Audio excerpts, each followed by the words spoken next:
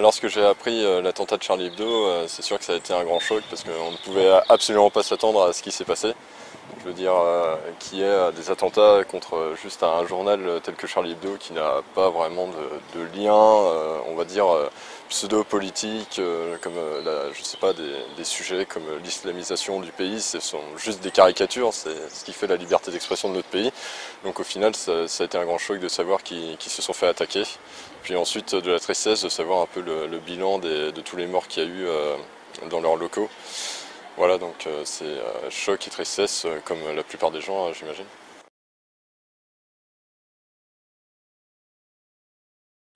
La liberté d'expression, clairement, quoi. Le but, c'est de pouvoir quand même dire ce qu'on veut, aussi bien dans la presse que dans n'importe quel média, plus ou moins sérieux. Ça me semble important. Oui, beaucoup. Je dois dire que ça m'a touchée personnellement, ouais. Parce que j'ai pas de langue de bois non plus.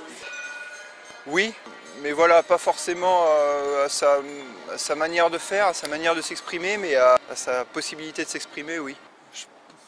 Personnellement, non. Je leur laisse délarguer.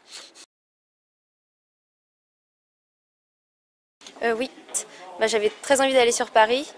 Et en fait, il y en avait une dans ma ville, du coup, je me suis dit, même faire une petite marche, même si c'est ma petite ville, je me dis au moins ça représente quelque chose. Donc, on devait être, apparemment, alors c'était entre 2000 et 4000, je sais pas trop, alors qu'on est 15 000 habitants dans le canton, donc c'était pas trop mal. Il y avait toutes les religions qui étaient représentées. Il y a eu quelqu'un qui a pris la parole, il faisait partie de la communauté musulmane. Enfin, il a justement dit qu'il fallait pas faire d'amalgame et pas confondre ces gens-là avec des musulmans. Moi, j'ai trouvé ça bien parce que je me suis dit, on est tous là pour la même chose, que ce soit pour Charlie Hebdo ou pour... On est tous là pour dire, non, on n'est pas d'accord avec ce qui s'est passé, c'est inhumain et il faut que ça cesse, quoi.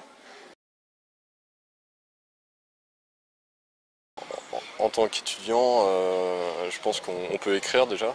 En tant qu'étudiant, on peut écrire notre vision justement de ces événements et de comment, à titre personnel, on peut éviter l'amalgame et à titre général, notre vision de comment on peut l'éviter. On peut essayer en tant qu'association étudiante, on peut essayer d'organiser des conférences avec des imams, des prêtres et des rabbins pour que vraiment les gens voient cette vision de l'islam qui est absolument modérée dans notre pays et de voir qu'on peut avoir le dialogue et vraiment changer les mentalités pour éviter que les gens justement se radicalisent parce que c'est un peu ce qui arrive en fait. C'est des radicaux qui font un attentat et ça provoque une radicalisation aussi de notre population qui peut faire l'amalgame assez rapidement.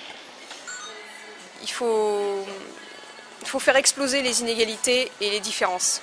Et qu'il n'y ait plus d'un côté les pauvres et de l'autre les riches, d'un côté les communautés musulmanes, de l'autre les communautés chrétiennes. Je pense qu'il faut tout passer au mixeur et tout refaire en mieux. Par exemple, une chose dont on parle depuis longtemps mais qui a été mise en valeur par les attentats, enfin pas trop en valeur mais moi je trouve que c'est important, c'est de mieux s'occuper de nos prisons, d'avoir des prisons de meilleure qualité, avec plus de place et d'être plus vigilant à propos de ça.